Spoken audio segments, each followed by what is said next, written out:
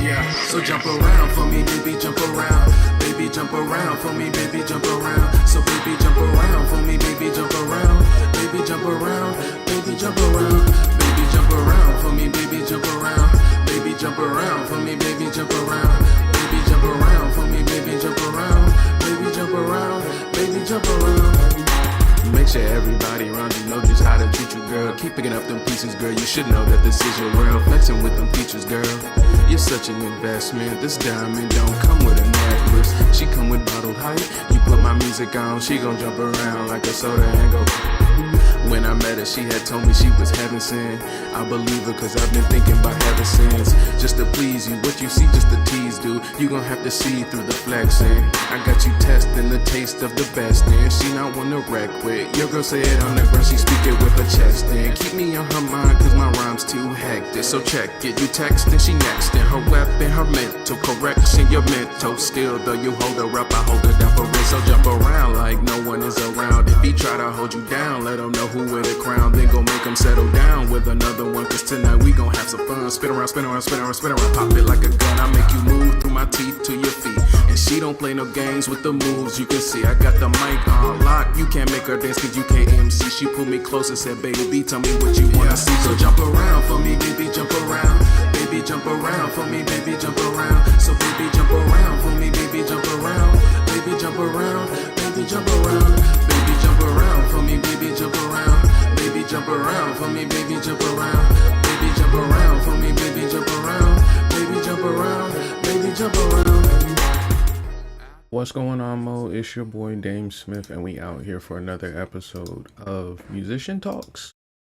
And so today we're going to be talking about the value of the US market in the music industry. And what that really means is kind of like why people are here, right? Along with the huge, celebration of the 250th birthday, as well as the World Cup being here, all the other political controversy, the value of living here and things like that, all that's going on all at the same time. But we're going to take a look at it from the musician's perspective and see how those other factors play a role in your career as a musician here. So if you like conversations like this, make sure you hit the like button. That way more people can see this content, and also subscribe so you can catch these streams live, right? And I want to know if you guys are musicians out there today, and what is your perspective on the American market now? Because when I think of the US market, it seems more like the main stage of entertainment, right? Where everybody else kind of, in terms of what I mean by everybody else, that everyone outside of the United States, they seem to kind of look at the market here as kind of like the top shelf opportunity for, let's say, attention, notoriety, and even sometimes quality, right? So I want to try to figure out how to navigate this as a musician, because when we do this, the key thing we're going to have to navigate is all the things we learned about technology, developing young artists, and how to really bridge the gap for fans, investors, and musicians through all of that, right? Like if you're going to be a child musician, child prodigy, and you're born outside of the US, how do you navigate? And then if you're born within the US, how do you navigate? But really what I mean by navigate is like, how do you evaluate the value of being within this market or working it? So I looked up a little bit of the information here, and it says that the overall value of the US music industry ranges from $39 billion to over $61 billion, okay? Depending on how broadly the market is defined, okay? So in the grand scheme of money, like when you're talking money numbers and stuff like that, that's a decent amount of money. But the real chunks of changes are in like the 3-digit billions, teetering around trillions, right? Those are the markets you want to get into, right? But that's not what we're discussing today. So we're going to try and define the market, but then we're also going to figure out how other companies look at this, as well as how artists are navigating this, right? From the journalist perspective, we're going to look at a video from an actual prominent artist today. And then we're going to look at it from the perspective of the tech bros, right?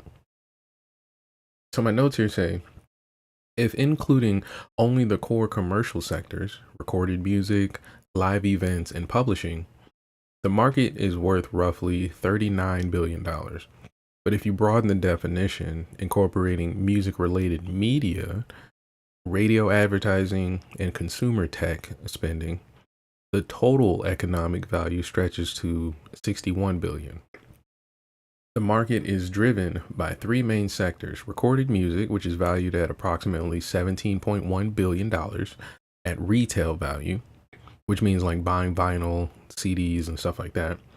And with the streaming services dominating and accounting for 84% of all recorded revenue, 84%. So really there is no, major push for getting your music onto physical copies unless you want to try and like carve a lane into that last 12%. But really, most of what you're going to be seeing is kind of what I talk about with the streaming side of things being controlled by tech companies.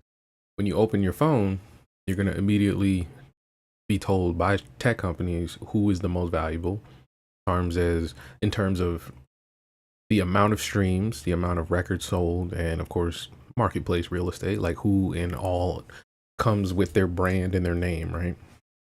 So that could be like what we looked at on Tuesday. The record companies could have a major catalog, right? But that major catalog could really have some heavy hitters, right? So when they want to invest into a tech company, that tech company is a little bit more influenced to move versus your independent label who's, sprunky and got some passion behind you, right? Whatever that could be. So physical media like vinyl has also been a significant resurgence, crossing the $1 billion mark and valued at roughly $18.5 billion to $19.7 billion. We have live music, which showing massive post-pandemic growth driven by heavy ticket sales, dynamic pricing, and arena tours. And so we looked at about a month ago how Ticketmaster and all that were actually pricing a lot of these tickets, and it wasn't really to the benefit of musicians or even the fans. So this number that we're looking at here, this 18 to 19 billion dollar number, could actually be temporary, right? Seeing how the experience of music is now shifting from getting out of your house to go sing a concert to now they're making video games and holograms and live streaming immersion type virtual reality experiences, where something like the Las Vegas Dome is really going to be its own kind of lane when we're thinking about live music. So this number may change, or it may even go higher because of the exclusivity of going to see live music. Who knows? So the last thing on my notes here is music publishing, which generates over 6.2 billion annually, fueled by steady rise in performance royalties tied to digital streaming. So you see how the technology from streaming goes right in hand with the value of how people consume music and how that is going to make it easier for you to make more money as a musician, right? So the problem that most artists are going to have with this information now is how do you take that thing that you care about and make it fit into this market here, right? What actually moves the needle? If you're streaming music, is it really being streamed a lot because you're really talented, you're a good singer, and you're in tune with the band and things like that? Or is it because you have an amazing story? Or is it a combination of both? Is it separate? Who knows, right? And it's niche to each individual artist and musician, which is why when I have these conversations, I always bridge the gap between the fans, investors, and artists, because fans hear this information and they realize that they can actually take some effect on some of these things that they're listening to, right? So if you see that streaming takes up 84% of market value in terms of selling records, right? Then that means that as a fan, owning is not a thing for you anymore, right? So that means that if you can't stream, you can't get access to music, at least by 84% of, the access that you've been shown. So if you do want to own, that means you're going to have to get access to owning, which means you have to give an incentive to the artists that you are supporting to give you access to owning. And the only way you can really do that as a fan is through supporting them. So a lot of fans, they'll kind of like sit back and then hope artists figure it out, only to realize that many artists, in order to really function out here in this market, you have to partner with certain companies, corporations, executives, and investors, because fans aren't really that, I guess you can say, motivated to just drop money or like drop time and effort, right? We really are in an era where the idea of a fan or being a fan is such an easy swipe of a finger that it doesn't really become monetarily valuable for the artist until way later, right? I'll give you an example. Like if you see a new artist on TikTok today, I only know this because I've tried it myself. If you see a brand new artist and you put out music or something like that, in order to promote that music, you got to put in the legwork, right? And then once you get the legwork, by the time people see your music or see your face and things like that, they've already had to filter through the top of the top when it comes to what they like and then also what is accessible to them, right? But then when they get to you, you're like a nice to have, whereas everyone else is a gotta have it. And so when you realize that, you kind of, if you're like at least have thick skin as an artist, you'll kind of realize, okay, you can't look at your close family as like people you can bank on as far as direct support for music. They may care about your person or like who you are or like how you think of them or whatever, but when it comes down to this musical investment, this musical industry investment that you're trying to do here, they don't see the vision until you make them see the vision. And that's why it really works for a lot of artists to get signed or to partner with certain companies to help shape that vision, right? So you'll see tech companies come in, but it's not just tech companies. But when we say tech companies, it's a broad statement to kind of cover everything. That could be like the people who develop our microphones, our digital audio workstations, the screens that we use on tour, the lights and things like that, pyrotechnicians and all that stuff. All of that technology comes to help us shape the vision, that of which is a business relationship, right? So you're not really going to be given access to the best directors for music videos or photo shoots and things like that without actual effort, legwork, or leverage. And so this is why we have these conversations, because most fans, they watch their artists and they just assume that their artists are just making money from streams. Like, oh, they did 1 billion streams, so they're just making a lot of money. Oh, they're doing a bunch of shows, so they're making a bunch of money. No, they have to actually like figure out how to turn this money into fuel, that of which can go directly against or be at sacrifice for things that they got going on in their personal life, they got going on for their health and things like that, as well as trying to just understand the changes in the industry. Like a lot of people think you can just make music and just keep making music and you guys will, you know, help us stay afloat by just streaming it all, but that's not the case. And it's been proven over and over again. So that's why your favorite artists are slowing down.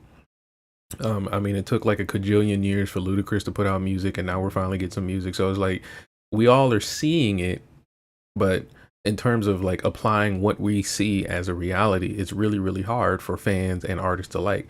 And the only real people that are paying attention to it are the people with the data, like record companies and tech companies and other corporations alike. So as we get into this conversation, we're going to look into more of these different perspectives. The first one here is we're going to look at how this company is actually using the data from the US market to make decisions on things like digital music. So let's get into it.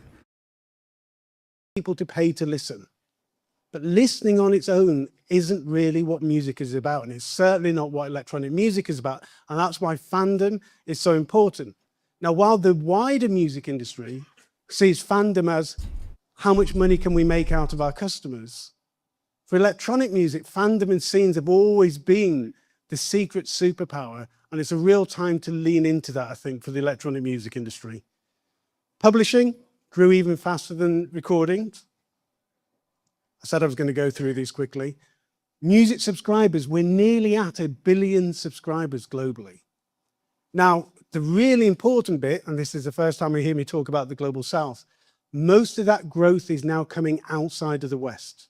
It's India, it's China, it's Brazil, it's Mexico. This is where tomorrow's music business is being built. Now, I'm going to hazard a guess that most of us in this room, our businesses, our audiences, our fans are mainly in the West. That is increasingly going to change, where the real surge is going to be in these Global South markets. And the reason why it's so important and so different, the old recorded music business, you had to have a good amount of money in your pocket to be able to take part in it. to go and buy a CD, to go and buy vinyl, a cassette, whatever. Now where you can monetize scale, suddenly these countries that have got huge populations, but low spending power are suddenly becoming music powerhouses. And why that matters, it's not just about audience. If you rewound to 20 years ago and you're in Indonesia, you probably weren't thinking about one of your career options going into music because there wasn't an industry to make your career in. Now we're beginning to see indigenous music cultures and businesses really thrive there. So expect a lot of global South music export happening. So when I talked about artists being valuable to society in that way, this is kind of what I meant. I'm able to see it because, let's say, for example, we're talking about the United States market. This market is actually pretty young compared to the history of some of these other countries, and they still don't have the technological advancements to do what we're doing here, right? So I was able to see how the Christian religion was able to define and shape a land of music, a culture of music, and then how that turned into jazz, how that turned into rock, and how that turned into hip hop and all of that stuff, right? I was able to bridge that gap. But it seems like for other countries and other cultures and markets, that hasn't been the case for them. They've either been conventionally stagnant, like they've played the same music. I kind of feel that way with like Afrobeat and reggaeton. Like it just kind of is like it's like a different person picks up the same torch of the old sound. Most music today isn't really trying to challenge traditional or conventional sounds and things like that. So when you think about what jazz and rock and roll did for this nation and how quickly it was adapted with the technology, you can see how, I guess you can say, it's a priority here. So now that it's a priority here, it's also gotten easier because of the technology, like you said. So if you have, let's say, an indigenous culture that now has access to cell phones and streaming services and the ability to make music with digital audio workstations, the same concepts and approaches that they use to making music can now be commodified in the exact same market as Drake and Taylor Swift. And that's the same conversation I have with you guys as artists talking about being TikTok artists and things like that. So if you're just some, Joe Schmo in whatever state and you got a Instagram and you're posting on there, you're the exact same person that is standing right next to Drake, who would also be standing next to the Indonesian singer who's in their village right now trying to figure out how to turn this into some kind of career. So now that we've kind of leveled the playing field on the entire planet, what is the real value of being in the US market, seeing the potential of all these other cultures and things like that? Well, in my opinion, I think the only thing that's really going to separate us from everybody else is that we have the freedom to do pretty much whatever we want sonically, right? And that's why I pointed out being conventionally stagnant. Like when you think about the 50 states here, even within the 50 states, there's different sects of music and different sects of cultures that consume music in different ways. Like there's a live scene, there's usually a digital scene. And so because of that, there isn't such an entitlement and expectation to the standard set. Meaning, if you have a great musician who decides not to play an instrument, we are okay with that here. But for some cultures, if you don't play an instrument, you're not a real musician. If you are a artist that cannot dance, we are okay with that here. In other cultures, if you can't dance and sing and act and do everything, you're not really, entertaining to them, right? And it's just the difference here. We have the option to do it. Like we can either hold you to the standard or not to, whereas one culture you either can or cannot, right?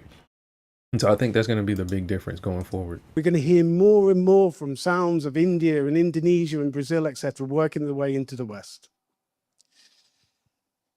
This is looking at revenues of the leading publishers, DSPs, live music and labels.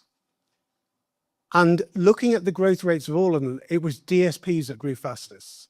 The reason you should pay attention to that is because DSPs, and apologies for any that might be in the room, are learning how to get more of the money to them. Think about, these might look like relatively small things or unimportant things or things that don't affect you, but there is something happened recently where Spotify and Amazon Music got the rights holders to agree to give them a carve-out for audiobook subscriptions. What it means is they basically, on the whole, pay $1 less to the rights holders for the money that they charge consumers. Spotify's got discovery mode, keeps hold of 30% of royalties in order to give you more play in the algorithm. All of these things mean that the DSPs are getting a progressively larger share of the pie. Okay, so for many of you who have heard that, that probably doesn't even mean anything to you, right? And that's kind of what I mean about like fans would hear what he just said and then not really consider their own behaviors to apply it into the real world, right? Artists who would hear this, they have a decision to make after hearing what he just said. So essentially what he's pointing out is that there are actually deals going on between the digital service providers, which are the people who basically house our music, right? The CD babies, the Indigo booms, and all these things like that, right? Orchard. I'm trying to think of others, but yeah, there's a bunch of these websites and companies that are paid to house our music, right? That's already a subscription, right? But what they're realizing is that if they do this with certain deals, they're able to make a little bit more money on the back end in terms of, like he said, withholding 30% more of your royalties, so that way you can get more algorithmic placements on their systems there. So like if you want to, let's say, get a certain package deal, I guess you can say, a certain concept of your artwork presented on their platform, well, they can actually present you a deal to say, okay, for 5-10% more of your royalties will keep you on a certain platform, right? It makes sense when you hear it, but this is where fans actually miss the mark in understanding, is that if that deal sounds good to you and they offered it to you, then they possibly have offered it to everyone else, which would then make this deal not as valuable to you, but extremely valuable to the person offering it. Meaning they get the 10% extra from you, the next person, the next person, the next person, the next person, the next person, the next person, and it just keeps going and going and going as they make more money, but you still have to do the exact same work that's set with the person next to you, right? So the reason this is important for fans to understand, because now when you guys join a new platform, a new, I don't know, let's say Meta comes out with some kind of way to listen to music suddenly. When you guys join these platforms and you start listening to the music, it's not really connecting to you how valuable it is to who you say you're fans of. And that's why today I really find it hard to get people to explain why they like the music they like, right? A lot of you like the music you like because your mom played it in the car or your dad had an album back in the day. Very few people are digging deep into music theory and understanding which artists are mastering music theory. Very few people are trying to figure out which artists are mastering music business, right? Or mastering music technology. That's not your guys' focus, but that is the artist's focus in terms of getting into position to be able to express themselves, right? So like we get lessons, or we get, go to school and we get a bunch of different teachers to help us learn different concepts and approaches, only to be met with the ability to have to compete with somebody in Indonesia who's just starting their career, right? And that's the point he's making here, is that both of the artist who's going to school or has access to all these really nice resources and technology, and the brand new Indonesian or India artists and, South American artists, they both have to get into the game by going through these DSPs, these tech companies, or even just the general funnel of becoming a typical artist today based on the consumer demand, the fans, right? So this is why I'm pointing that out. So think about how you consume a song today. Like if you wanted to support my music today, I really like DameSmiff and I want to support him and make him super famous like I see Snoop Dogg, and you really believe that in your heart, how would you do it?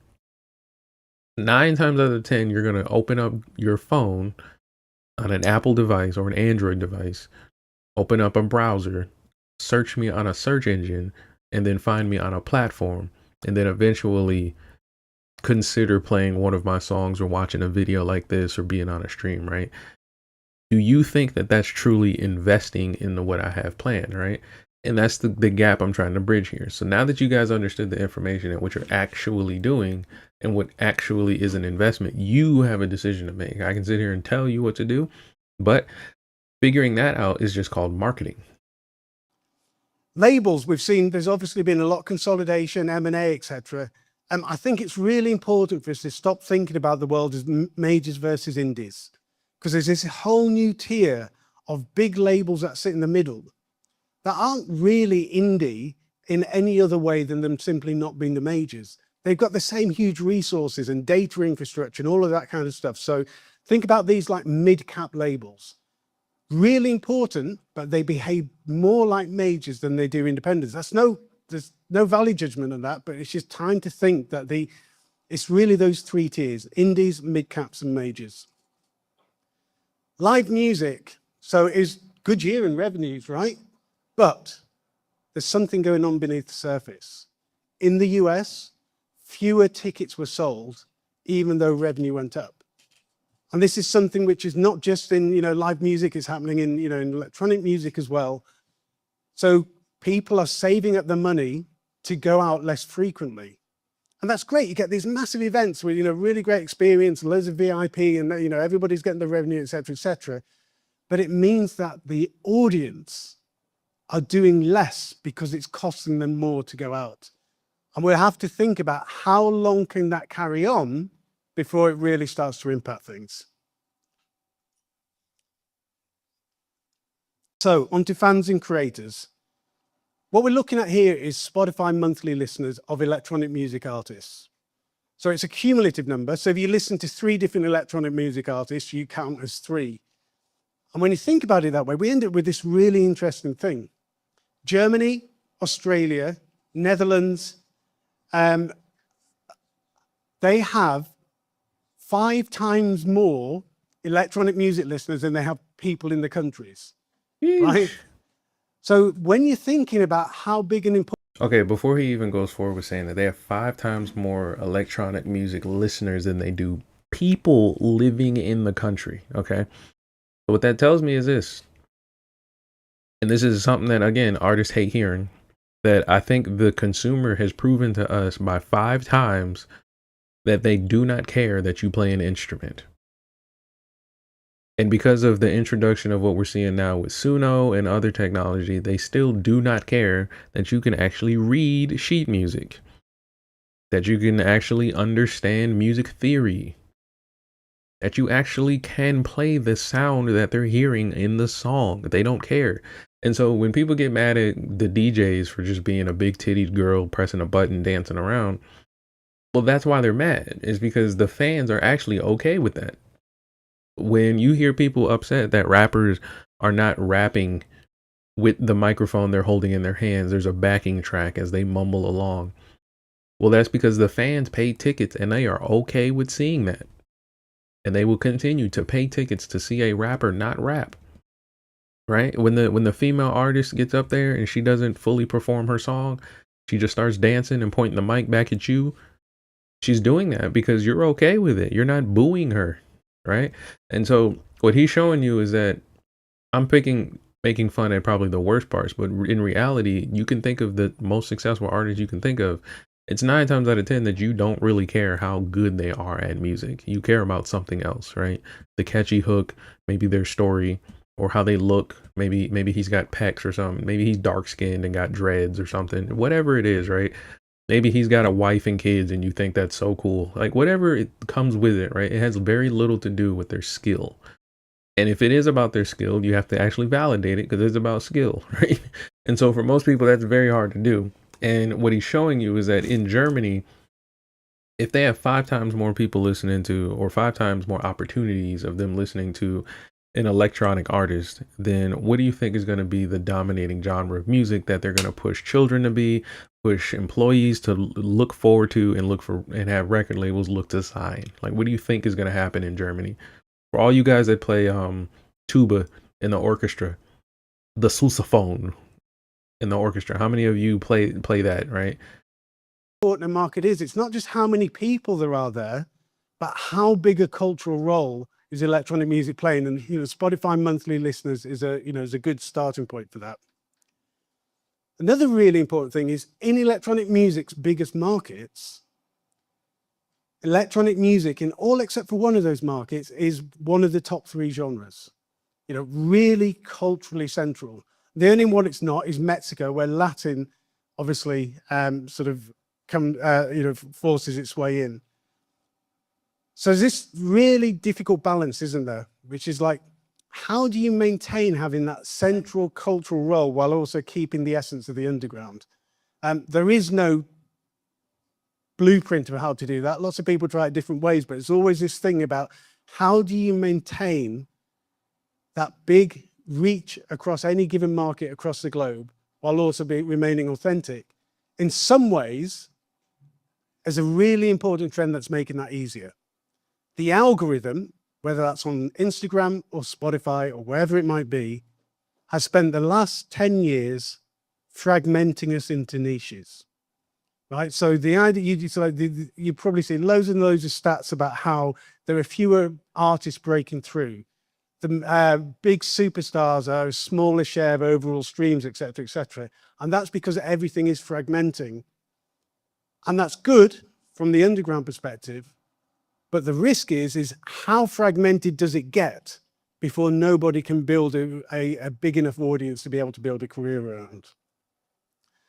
When you add it all up across these major platforms, the fan base grew by 0.6 billion people in 2025. Now, again, these are, there'll be overlaps between them, et cetera, and it's, some total of people following electronic music artists, et cetera. But there is clearly really strong momentum. And it's on a par. Electronic music is growing at pretty much the same rate as everything else. Hip hop, which was ahead of electronic music, but only 1%. It grew by 6%, while electronic music by 6%. So electronic music is holding its own in a growing market. And I think I would mention assume at the start about the importance when we're defining electronic music, right? And the reason why it's probably easy for fans to be electronic music listeners is because I think the definition of it is just very simple, right? When you're considering hip hop, there's a certain approach. And the first thing we think of is like I guess you can say the style of music, right? The rhythms that come with it. But then at the same time, there's a lyrical aspect to it and things like that. So I took some notes here and it says that electronic music and hip hop are distinct genres defined by their core creative intent. Electronic music focuses on synthesized sound textures and driving rhythmic grooves for dancing. So you get like the pulsing, 4 on the bottom is what they'll call it and stuff like that. While hip hop centers on rhythmic vocal delivery, the rapping or the DJing sometimes, over sampled or synthesized beat. While both genres rely on electronic technology like samplers, drum machines, and digital audio workstations, their execution, cultural roots, and structures differ significantly. So that's kind of the difference there, right? A lot of people, I think they don't really consider themselves electronic music fans because the sampling that hip hop can do, like hip hop, just like jazz, can kind of transcend the planet in terms of where it can land. And so electronic music can do the same thing. It's just that it's just definitely not hip hop. I guess that's the difference there. Importance of fandom and scenes.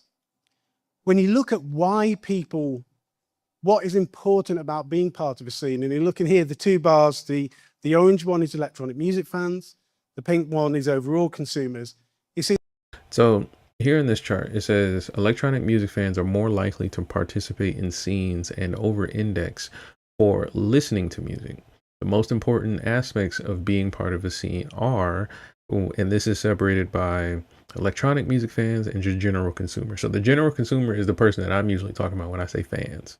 And so we're specifically separating those people from people who would consider themselves, hey, I listen to these electronic artists, right? And so we have the important part of a scene, a music scene for them is to be important. It's important to connect in real life. 74% of people who listen to electronic music want to be there personally. 64% of the average consumer want to be there personally. 71% of electronic listeners enjoy shared activities. 64% of average consumers enjoy shared activities. 72% of electronic music listeners like to be around like-minded people. 63% for the average consumer. And then it says 73% of electronic music fans like to bond over shared interests. 66% of electronic music fans like to bond or like that there's somewhere that they can be themselves. And for the average music fans, 63% of them like to bond over shared interests, and only 55% of them like to be somewhere where they can be themselves, right? 56% of electronic music fans find it important to own items. That's a key thing to understand here, okay? Ownership, right? 45% of average consumers of music find it important to own items. 46% of electronic music fans like that others do not get them. 37% of average consumers like that others do not get them. So this is why data is so cool and so important, because we can now think, right? When we were getting into like MySpace and stuff as kids, right, we didn't really understand the value of data until it started to become very valuable, right? And so if we were to look at this, and we talked about child prodigies and the early stages of a music career, what they're teaching in music schools and stuff like that, if we were to look at this information, all the orange bars are higher than the pink bars. Right now, we can say, oh, well, this is data and it's all skewed and we're being very particular. What about other variables and stuff, right? Well, we can do that, but let's take what we have in front of us and just use what we have in front of us. If we were to use what we have in front of us, which is usually how most people make their decisions, then all the orange bars are bigger than the pink bars, right? And so if you were looking for people that wanted to connect in real life, they enjoyed the shared activities, they like-minded people, bond over shared interests, and could like to be themselves and find it important to own things and like that others do not get them and like being niche and unique, well, then why wouldn't you try to be an electronic music artist? And this is something that I think colleges and schools started to figure out, which is why they started to partner with, like we saw with Berkeley, companies like Suno, because it brings in value and it obviously is something that is of demand by the fans, right? So if the average consumer and people, we're actually going to define this. Let's see, does it define it here? No, it doesn't define it here. But it does have the difference here. But the average consumer are the people that just kind of like turn on the radio or just have Spotify or Apple Music and things like that, and they just kind of play. Electronic music fans are people that are actually defining themselves as such. Like if you were to call yourself a hip hop head, like that comes with a definition. That's why I say constantly on this channel, it's very hard for y'all to identify yourselves as like true music fans, or to really define yourself as a music fan, because you haven't really been given the opportunity to learn what that is and what that means today, because it's changed since your parents introduced you to music. Like the concept he was saying about Indonesian artists 20 years ago, a lot of people have not heard most of what's been going on in hip hop around the world. So like this Drake and Kendrick beef, how everybody's acting like it's a big thing. You're acting like it's a big thing, but the reality is like since Michael Jackson, there hasn't been like an artist that has just transcended homes and cultures and things like that without that bubble of a market, right? And because I'm saying that, some of you probably don't even think that's true, but that's the reality. Like your favorite artist is probably not known around the world. There's probably like very specific mainstream veins that they land in, right? But then if you go to other countries, they have their own mainstream artists that you've never heard of, right? And so as I'm exploring this more, the consistencies that I'm noticing is that technology is going to be there. Like for some reason, everybody's on YouTube and everybody's on Spotify and things like that. But also, no matter the country, no matter where they're from, as a listener, they understand exactly what it is that they like, but they may not understand why they like it, right? It could be just you grew up listening to it, or you probably just never had to actually answer that question. And so the average consumer, is possible, this is where the variable conversation might kick in, where it's possible that they're answering these questions without understanding what they're answering. But then at the same time, that's just the reality of what they are. They are people that just don't know the realities of what's going on around them, and they just are here consuming. Electronic music fans over-index for everything, but there's some really important ones. Somewhere I can be myself, where I can bond over shared interests. And these are the sort of things where thinking about scenes from the ground up. There's this music industry focus on fandom of the last few years, but fandom is only a symptom. Identity is the cause. Understanding why people identify with that scene, then you understand what matters rather than simply how many t-shirts can I sell. There's been, everybody will have known over the course of the last 5 years how we've seen this growth of the consumerization of Oh, this is actually a great chart. creation. Everyone is creating. We've got so here it shows that it's a chart of how many consumers or fans actually participate in the music creation process. So just at a snapshot, the biggest bar on here is none of the above at 51%. So this is actually a really good chart for me to have on this channel right now, because this is what I try to express to y'all throughout my journeys, and I had no way to validate this with a chart. So now that I got a chart, this is awesome. But the ability to actually see what someone is doing and then know what they're doing through experience makes what they're doing mean so much more to you. Okay, so like when you watch somebody swing a sword as a knight, right, that's one thing. But when you watch a blacksmith create a sword, and then you see an actual like professional swordsman use a sword, and then you go to be a blacksmith, and then you go to be a swordsman, it's a completely different perspective than just seeing it on a camera, on a YouTube video, or in a movie.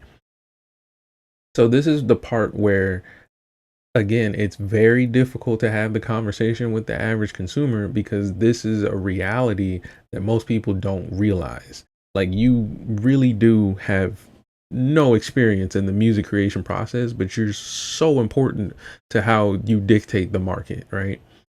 So we're going to go through the list, but I want you to just think about that when you're considering everything I'm going to say in this channel and have been saying about music fans. Okay. So 20% of people have sung a song, just singing, just la la la, right? 15 have played an instrument.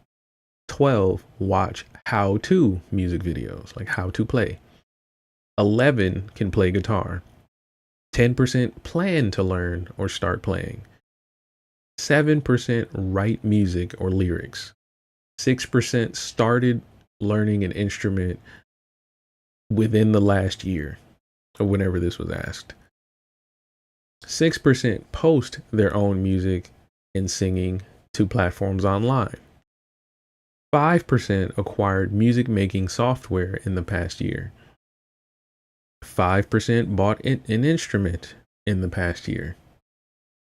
5% make music with desktop software like Logic, Reason, or Fruity Loops.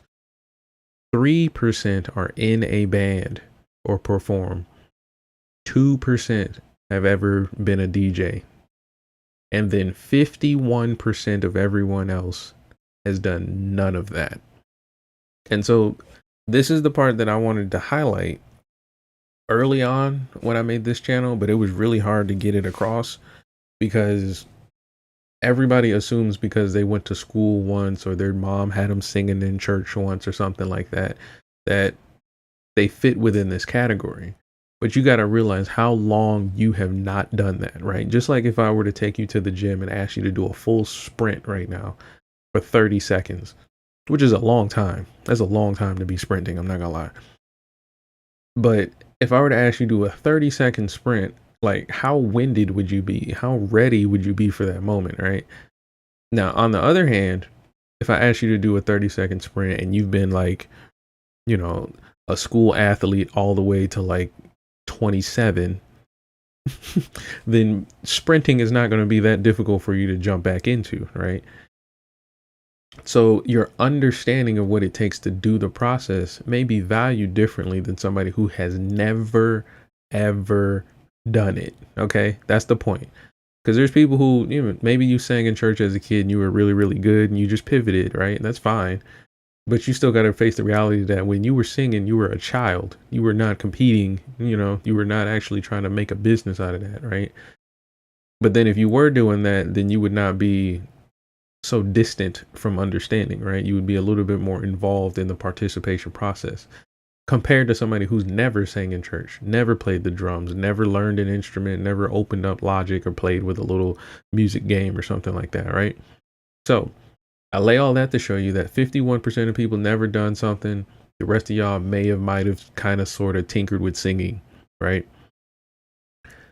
But when we see how these companies are actually dictating and shaping the decisions that they're making, it's based on all of the people involved in this here survey.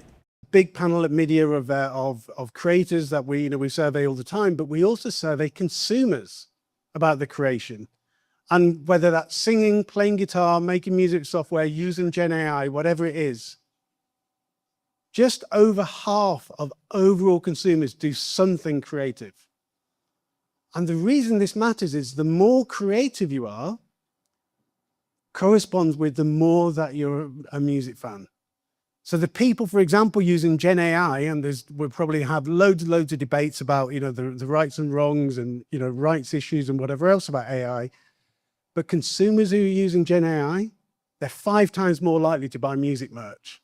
They're 3.5 times more likely to go to concerts and gigs. They listen about 50% more on streaming than the average consumer. And, these Tom York Radioheads are like sung years and years ago, anyone can play guitar. Well, they can't. Anybody who's tried to play guitar knows it's not that easy, but anybody can write a text prompt. And so we are at this stage now where more and more people are going to lean into making music, blurring the lines between the audience and the creator. And you can make a load of really valid arguments. There's going to be a hell of a lot of crap made. Yes, there will be. But that misses the point. It's the ultimate form of expression of identity and fandom to actually go and have a go at making the stuff yourself or modifying your favorite artist's music. And onto AI, contractual obligation. You can't have a presentation today without talking about AI. The numbers are big. I mean, the numbers are really big in terms of how fast everything is growing. So generative AI and STEM separation tools have quickly become a major driving force in music creation. For better or worse, AI is transforming the world, and its impact in music is more pervasive than in many other industries. However, while the focus is mainly on copyright issues and its impact on streaming, its most important effect is on the creation side of the equation. Revenues for generative AI and STEM separation rocketed by 651% in 2 years, 2023 and 2025, with regular active users surging to 63 million. Over the same period, traditional music software revenues, excluding digital audio workstations, has fallen. A creator economy shift is taking place. The most transformative impact of all is the way in which generative AI is opening music creation to consumers, creating a vast step change in creator economy growth. So the 51% is going to shrink. There's going to be a bunch of people who can say they've made a song or published a beat or played an instrument or know how to create with AI. The issue is, like you said, you're going to get a lot of mess because they still have to know how to make music. So the conventional side is going to become that much more niche and that much more unique in that so few people can get access to real instruments because of how exclusive it'll be. That's going to be way down the line, but so many few people will actually take the time to learn and actually challenge themselves to get good at an instrument because there's already a computer that did it. So what does that mean for how you guys view music? Does that mean that now that you're participating in music, you're going to start viewing it better? You're going to start treating it with more value? Well, not necessarily. And that's why we have the for better or for worse, because it's really going to be dictated on how you guys value music within yourselves, right? Like I said, if you see an artist today that you know, love, and act like you care about, do you really think you're investing because you put them in your Apple Music playlist? Like, do you really think that's investing into their career? We, when you plot the growth of the number of people using Gen AI apps, easy for me to say, what you see is the growth matches what Instagram and WhatsApp were in their early years. It's really, really strong growth. Now, you might think that 63 million monthly active users, you might think, well, I've heard Suno say they've got more users than that. What we're looking at here is active users, so not just somebody who's downloaded the app and used it once, and we deduplicated. So if you're using Suno and Udio, you only get counted once. So there's 63 million people using it. About 6 million are paying. And you know, the really interesting thing is, if you look at the amount that they are spending each month, it's about 2 or 3 times more than they're spending on their streaming subscription, right? So that means that consumers who are leaning in to create think it's 3 times more valuable to them than listening to music. This is why I just really want to hit this point home that the consumer creator is the ultimate music fan.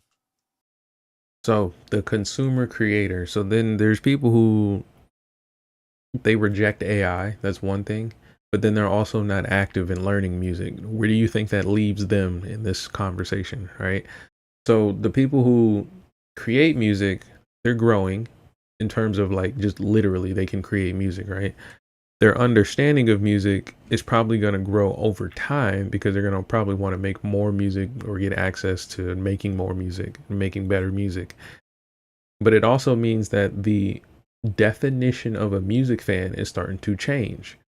It means that you're not just going to be the person that can come to the concert and be a groupie or buy the t-shirt or add my song on Apple Music. It's not going to be the person that actually is another artist. Basically, you're going to be able to create and collaborate with what I've already made and bring some kind of leverage of value to that or influence to that. That's going to be the people who are targeted in terms of tech companies, in terms of these schools, in terms of these teachers and these future artists that are actually trying to develop careers. This second bullet, I actually put the exact same words in last time, which is large populations can give the impression of regional trends being global. And then I was making it about, well, Latin looks huge, but it's actually concentrated in a few really big countries that have got big populations. Keeping it in here, but to flip it the other way around this time, which is you might have a really big audience, but if that, and it might look global to you, but look up at the makeup of it. How many of those people are in Indonesia or Brazil or Turkey? How much of your quote unquote global reach is truly global versus Western? So onto the industries, and this is where we got loads of data, some of it from partners who've been really generous with sharing the data. First of all, looking at the situation in Ibiza, revenue's going up, but the average number of events has been going down a bit. Again, echoing that same thing about, you know, sort of people are spending more to do things less frequently, but nonetheless, the spending is there. And this doesn't even really factor in VIP and all those other ways in which a huge amount of revenue is being generated. So we have got this clear demand. We've clearly got people who still want to pay to dance. We've still got people who want a really big experience. Maybe their expectations are higher about what the experience is going to be. And more of them are willing to go and get that VIP treatment, get closer to the artists they love. One thing to bear in mind against all of this is, you know, if you're coming out of university and you're looking at the job world and you're thinking, well, there aren't any jobs because everybody's using AI to do the entry-level jobs. And I can't really afford my rent anymore. And fuel prices are going up. Life is becoming more expensive. And if we can't work out a way to get the younger people on the dance floor, then that is a problem. So it's like, how do you balance out those two sides of the equation? Generating revenue where people are willing to spend on VIP and everything else, but also bringing in the younger audiences who are finding it harder and harder to get by. So yeah, and I've been pointing that out when I was talking about the child prodigy aspect of things, and it's all going in hand in terms of how I've been trying to like line up a lot of the shows for you guys. But essentially yeah, when you're designing an artist and when you're, really looking at who you're fans of as musicians, you guys don't really consider what they have to do, coming out of school to get into this. And then, of course, our favorite legacy acts, how they have to actually transition with all the things that they built a foundation on that can get turned up or turned over in just a quick decade. So let's move on to the next topic, and then we will get more involved with actually how this journalist is going to this video is actually older, but this journalist is going to predict what 2026 would be like, and let's see if it kind of goes in hand with what we kind of expect with consumers today. It's officially a new year.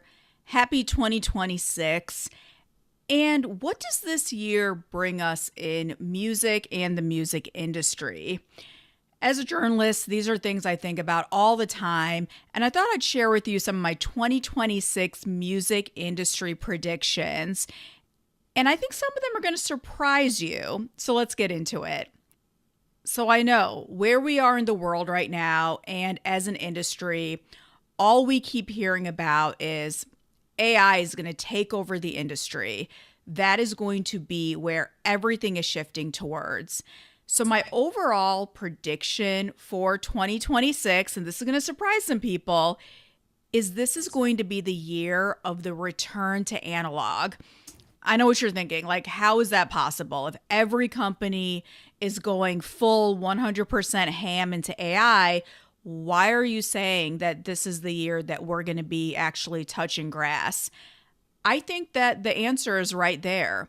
We've seen in the past year the way that not just the music business, but every industry has been pushing AI down like everyone's throats.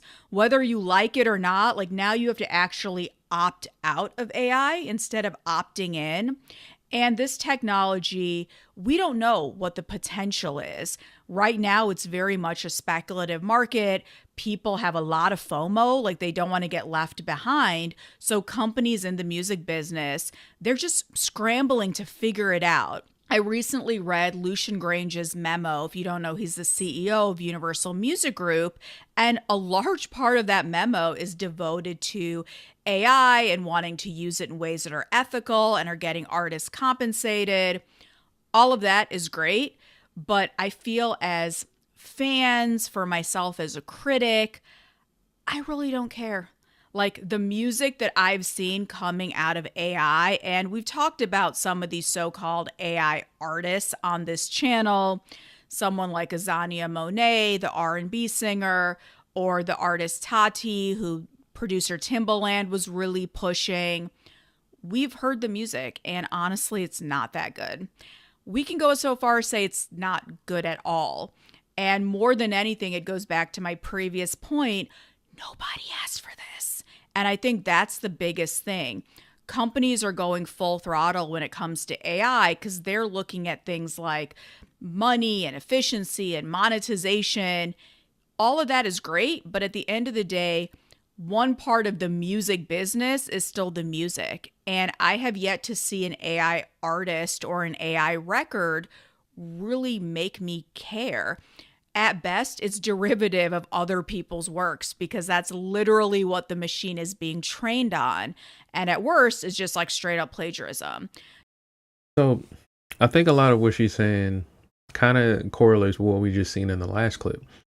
Her as a journalist and as a critic, that probably shapes how she hears music today. Like it shapes how I hear music. It'd be foolish for me to just sit here and act like I don't have a musical ear and bias when I hear a lot of songs, right?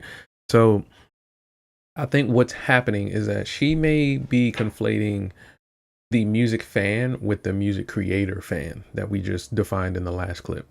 Because I think the average listener, when he was talking about getting young people into events, is actually the probably like 10-year-olds to 22-year-olds.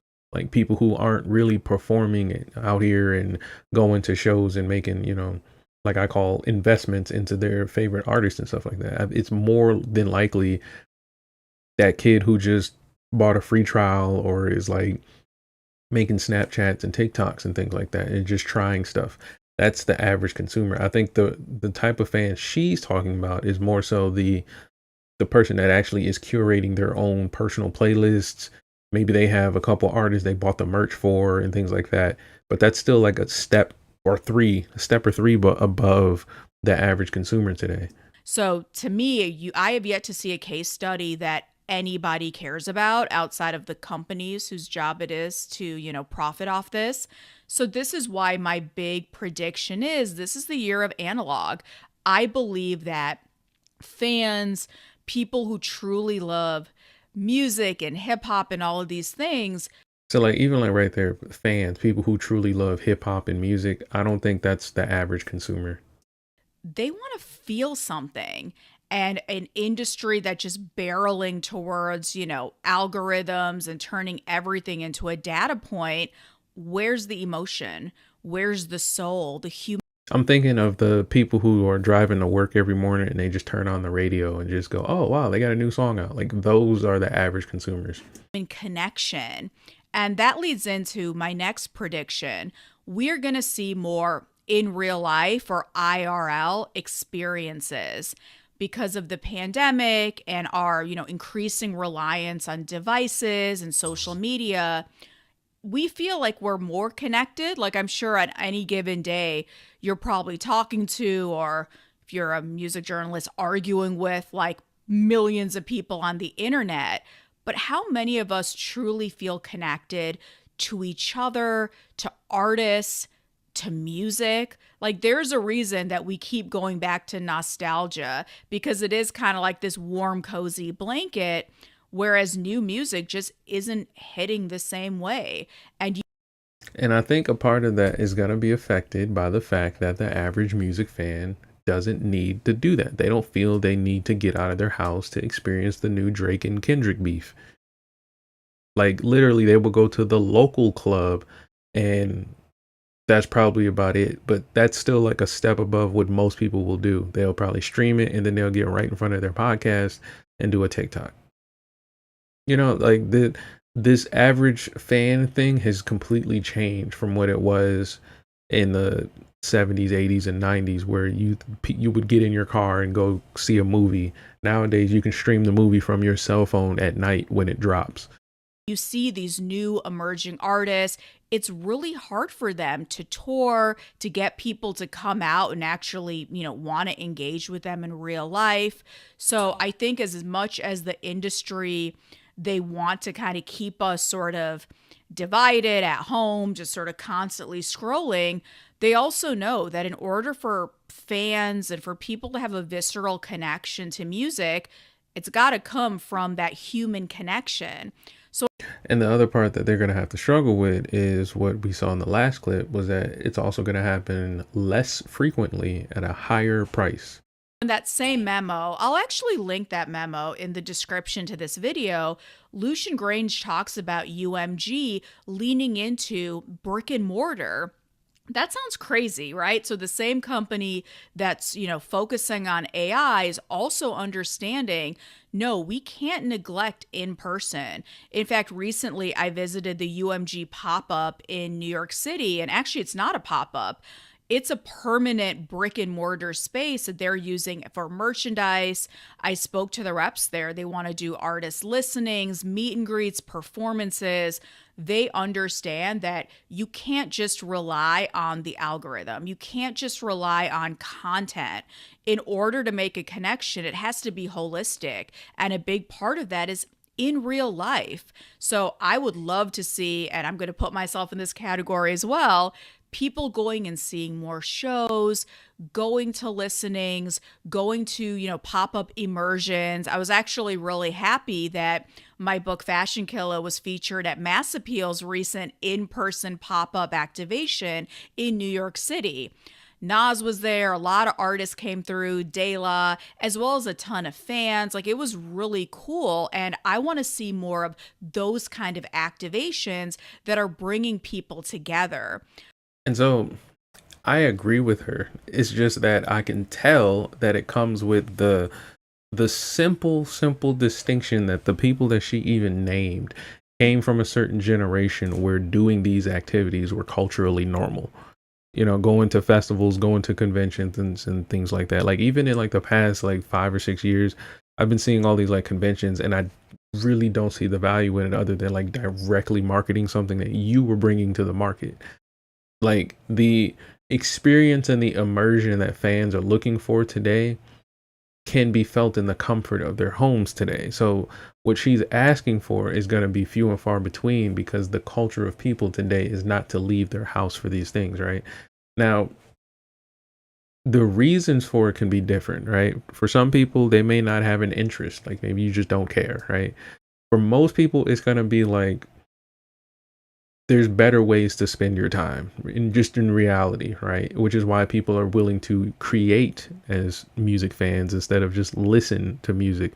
There was actually a time where people would just put on records and just sit and listen to music, and that's not a thing. Now music is like a background, like they said, utility for most music fans, right? So what she's asking for is still gonna be niche. It's still going to be something that's going to be more expensive and less frequent than, let's say, a new app that gets you like tokens to create songs where 50 Cent is rapping in Spanish.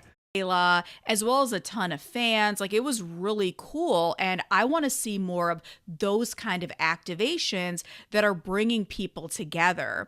For hip hop specifically, it's not just music, it's really a all-inclusive culture.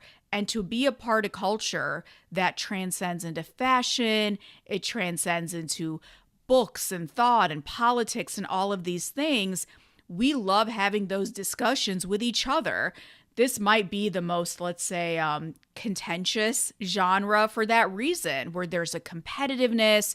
You have your fave, your top 5, your goats, and you want to argue with people and debate that. Like, that's the fun about being a hip hop fan. And I still think that's coming from her bias as a music critic and journalist, because even when you have these experiences with quote unquote hip hop fans, their understanding is still from their perspective, and it's not coming from any like fact, right? There's no real skill metric or real standard that hip hop has presented within the past 30 years that people can glean from to say this is good or bad objectively, right?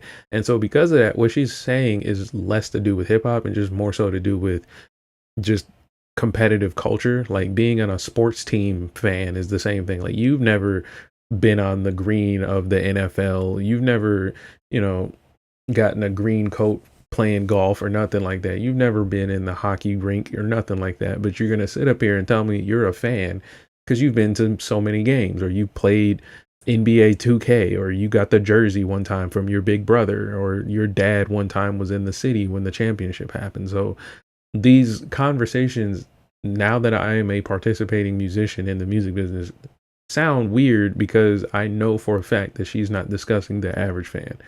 She's discussing the type of person that if she were to do this on a panel, everybody watching her on YouTube would be able to tell whether or not she's a true hip hop fan based on how she can regurgitate information and how she can actually contextualize her thoughts and her opinions.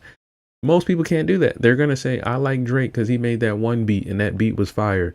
They're going to say, I like Kendrick because he said Drake was weird one time and I was there when he said it. It's not going to be that deep or that structured of a conversation.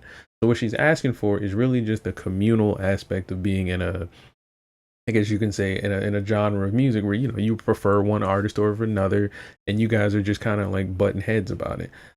I think that's cool, and that's really the fun part of hip hop, but it's not the defining thing of hip hop fans. I don't think that's what makes hip hop a thing. Now, the contentiousness really does come from the fact that there are lyrics and songs and artists that can be very intellectual and very deep. It's just that it's so few and far between. We can't even put that on the whole genre anymore. Like, we can really name the 5, 6, 7, 8, 9 artists that are actually intellectual, and then everybody else is just really fun or really consistent, or they got like funky beats and catchy hooks. That's probably about it. That doesn't really hit the same way on social media. Like, I'm sorry, it can be a substitute, but it's a very much like a cheap knockoff imitation. And I think people will want to congregate more. I have to shout out an artist like La Russell, who out of the Bay has been creating his own sense of community where people are now buying tickets Even just you. to see him live in these intimate backyard spaces, but also I'd presume to just connect with each other. Like, it just seems from all of the videos I've seen like good energy, good vibes. Like, I would go just to hang out, and I would love to see more artists investing in that. Okay, so that sounds amazing, right? How many of you heard what she said and was like, yo, that sounds dope. I like Lil Russell. Yeah, that's dope. That's dope. That's dope. And then did you see how quickly that kind of fell apart when he wasn't able to read the room in that one viral video, right? Now, the reason I'm pointing that out is because both what she's saying is good about him and the reason he got kind of laughed at in that viral video had little to do with his rapping ability and his music creation ability. He in both instances, in both perspectives, is a really good musician, and that transcends that. But do you see how it didn't matter, right? So the music creator fan, as we've seen in the last clip, would be the one that would actually tell us whether or not this artist is good or bad. What she's showing us is that the average consumer may or may not necessarily care about that because the vibes are good. Or they may care about it because the vibes are off. Maybe, you know, like in the viral video, he didn't read the room. So now they're like, he's corny looking or he's funny looking or something like that, right? Very, very, very different things are happening. But I'm highlighting this because you may believe what she's saying to be a fact for music, and that's not the case. What she's saying is a fact for fans to love the experience that they're having, which has nothing to do with music. That's why she didn't name, oh yeah, he was rapping so well, he had this one bar that went like this. Oh, and when the DJ came out, they mixed this one beat and it sounded like this. And she's not saying those things. So this is why it's a hard conversation and probably fun for her to have, but it's still a hard conversation to have with hip hop fans because the hip hop part is usually missing. Yes, your goal might be to sell out stadiums. Everybody wants to do the Garden and, crypto.com and all of those places. But there's nothing wrong with also building community in your hometown, in your backyard, whether literal or figurative, and getting fans to engage with you, the music, as well as each other in those small, intimate spaces. And on that note, I would love to see more artists following some of the comedians at shows, just ban phones. Like, I know it's hard in really big venues, but if it's a small to mid-sized venue, just have a no phones policy. Like, I've been to shows like that where they give everybody a pouch. You got to put your phone in. And, in the beginning, people will kind of grumble. And during the show, you're probably going to try to reach for your phone because it's like this phantom limb that's gone. But when you're in the moment, you forget how good it is to just be in the moment. I feel concerts have been completely ruined by people holding up their phones. Like, I've seen people live streaming the whole show or doing FaceTime calls. And I don't know who this person is who wants to see this fuzzy video shot at night, but it just kills the vibe. And she's right on one hand, but again, that's coming. Do you see the disconnect that I'm highlighting here? How she's saying that ruins the experience. But on the other hand, it's the most common experience, right? So she's basically showing that she's not the average music fan. She's actually a more informed, elevated music fan in that she prefers a certain experience, right? The average music fan is not thinking, let me preserve this moment. Let me make sure the artist gets my full attention and then be immersed in the moment. They want us to do that for them. They want us to force them to not be able to reach their phone or to, like she's saying, ban them basically. But the average fan is not trying to control the experience as much as she is. The average fan is simply just saying, oh, 2 Chainz is here. What's going on? And then 2 Chainz has to tell everybody what's cool and what's going on and how it's working. It's the exact same process I was explaining when you open up an Apple Music account or something like that. You get told what's the hottest artist. They'll tell you what's going on in the different genres you say you like, right? So what she's asking for does sound good in theory, but it's actually going to deter a whole bunch of what you would consider average music fans because their idea of going to see a concert is getting a copy for themselves, posting it on their account for, I guess, 200, 300 likes, or maybe giving a review for their content platform and things like that. That's how they themselves become creator fans. So what she's asking for is kind of like very, very, very specific kind of music fan where I want to see what the artist has to deliver in the fullest form, complete immersion, no questions asked, no interruptions. And that's not going to really be the case for most people. Most people are going to go to a show and want to celebrate with their friends for the vibes. Like she mentioned with La Russell, it's got little to do with music. It doesn't make going to shows special. I know on the flip side, people might say, well, it's great marketing for the artist. If someone sees this content, maybe they're going to go buy a ticket and show up at the show. But let's be honest, like the biggest artists don't need that, because someone like a Taylor, Beyonce, Kendrick, like they're good selling out like big venues.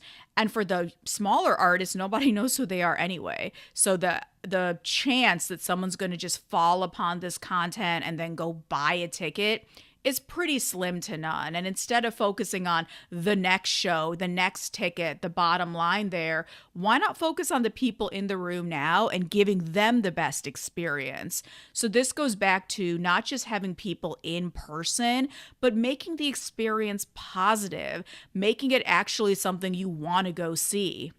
I don't know about any of you, but part of me going to fewer shows, I think in recent years, has literally been because it's not fun. Like, I don't want to go to a show. Like, I'm not that tall. So as it is, I'm on my tippy toes trying to see. And then I've got all these cell phones, just like I'm watching the show through somebody's cell phone.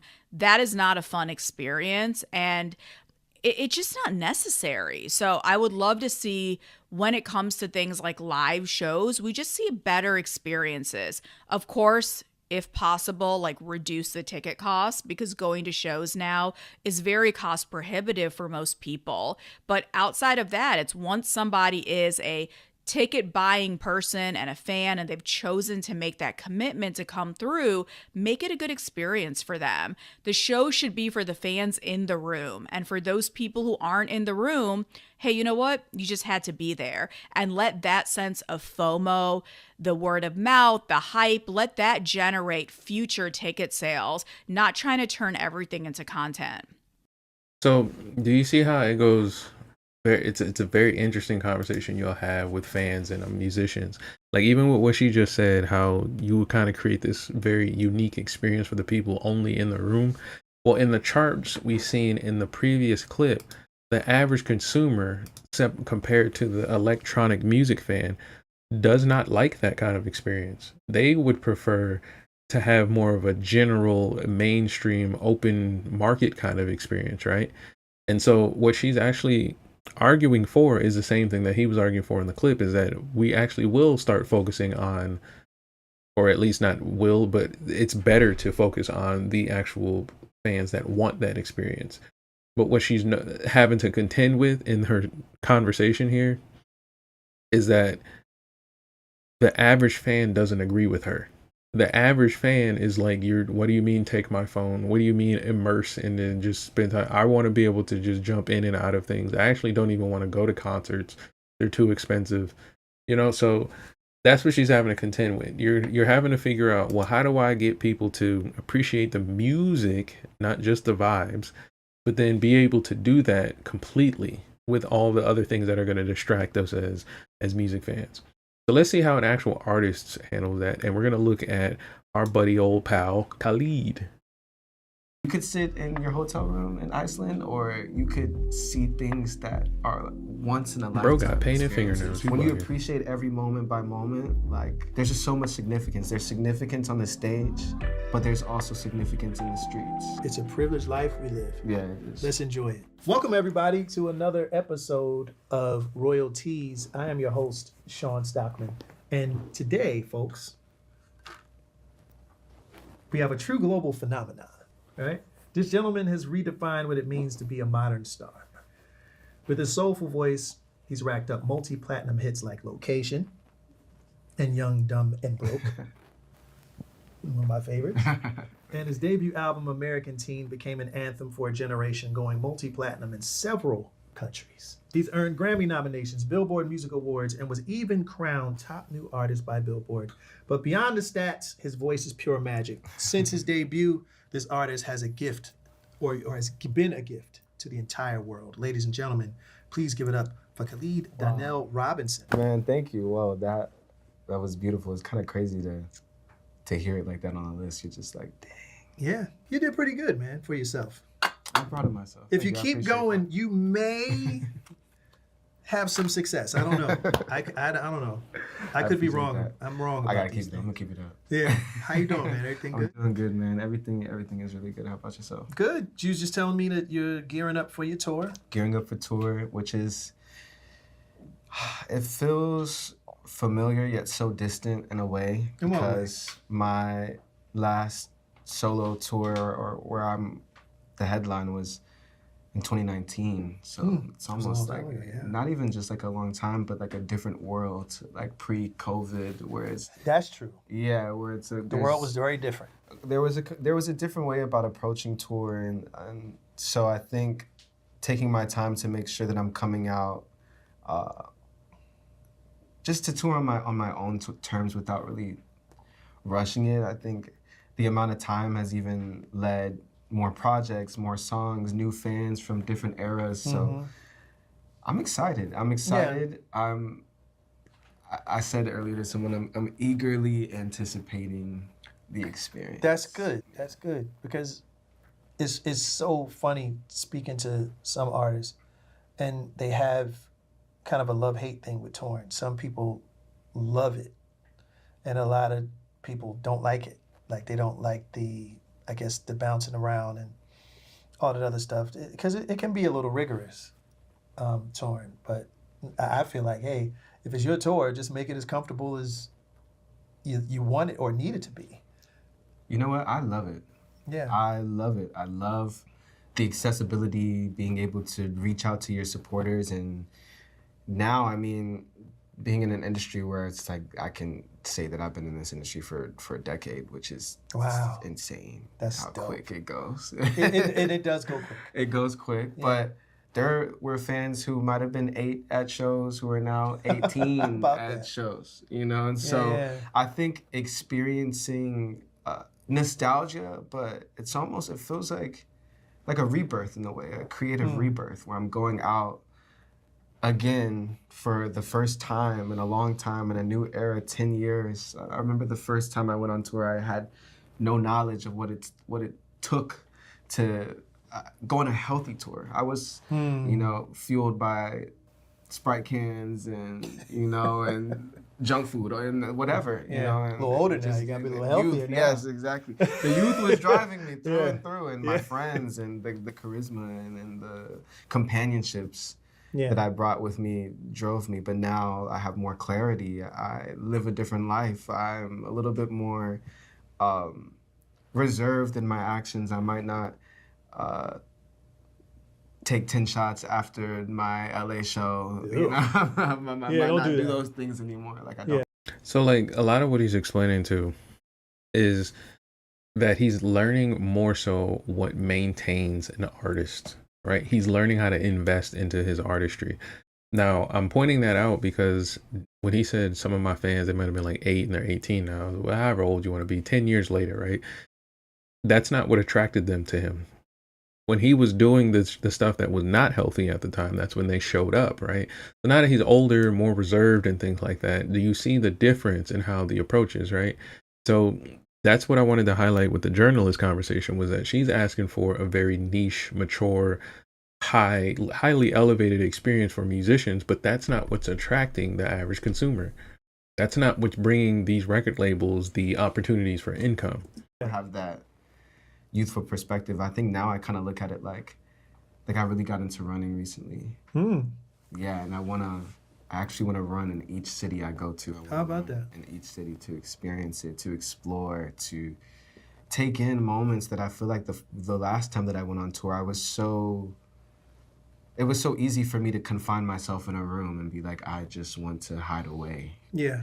And I feel like now I feel way more immersed into the world and society. I'm like, I wanna run. I wanna look at this tour as just a learning experience on how to do it in a healthy way, because I don't want to burn out the way that I did before the last time I went on tour.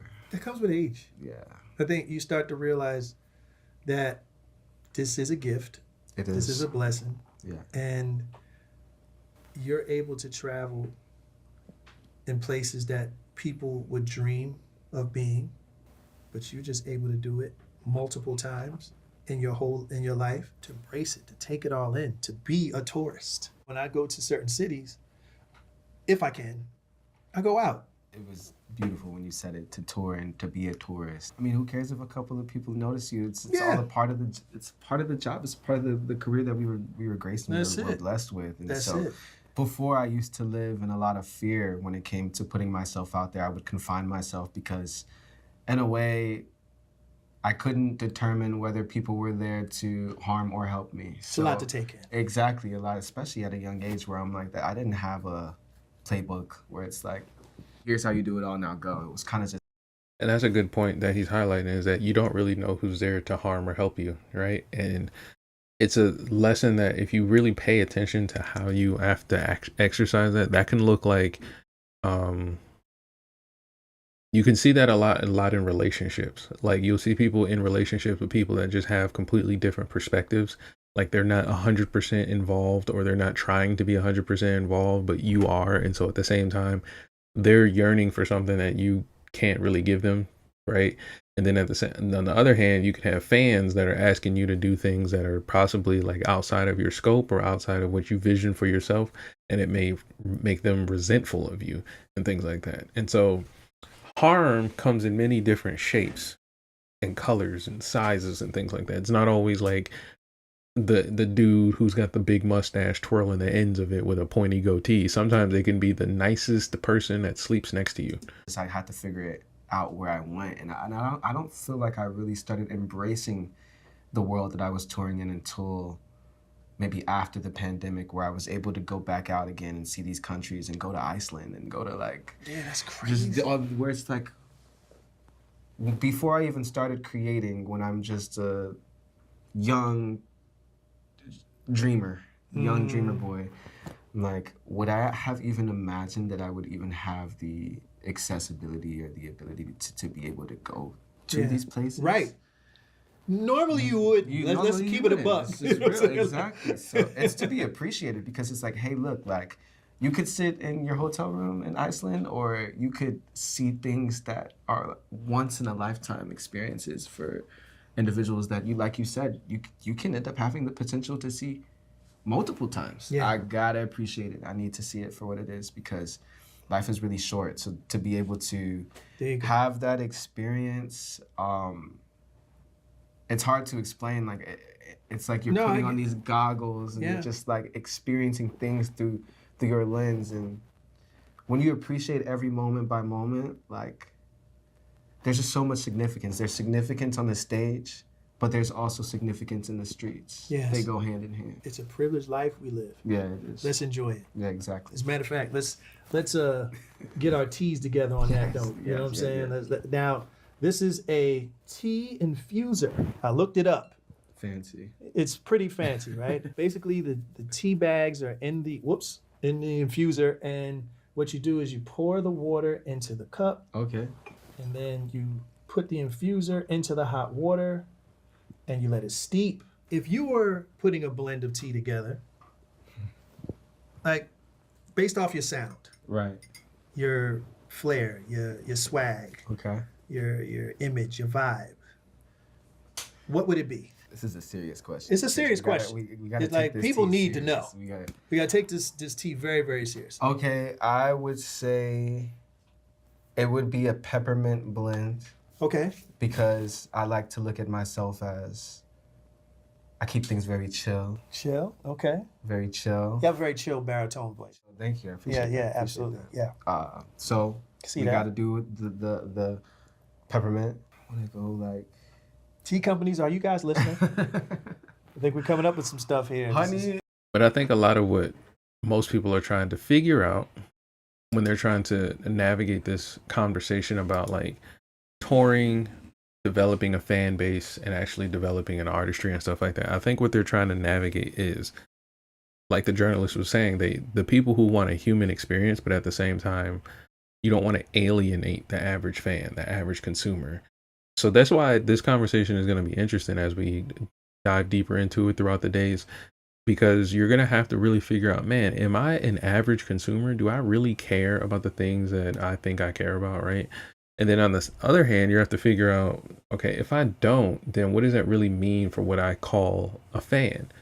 What does that mean for what I call actually investing into musicians? So we'll go ahead and end this today so I can get you guys out of here for lunch. And I will see you guys on the next episode. This was Musician Talks with DameSmiff, where we talked about a little bit of how the value of the United States market works in the music industry, because we have to really take in hand how people are consuming music and how we actually take a role, or the front role of determining a lot of these things. So I will see you guys in the next episode.